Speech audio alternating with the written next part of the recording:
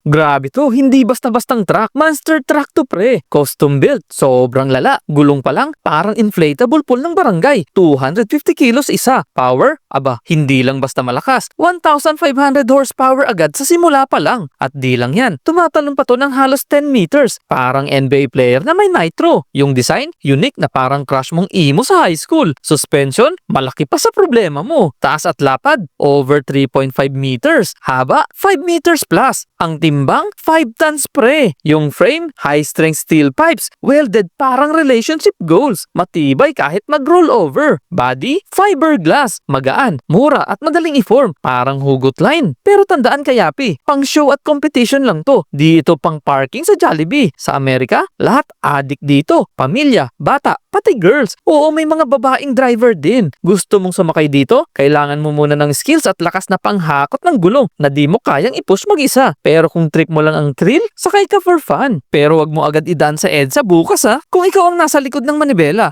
anong unang stunt ang gagawin mo? Follow mo ko para sa mas marami pang kwentong malupit.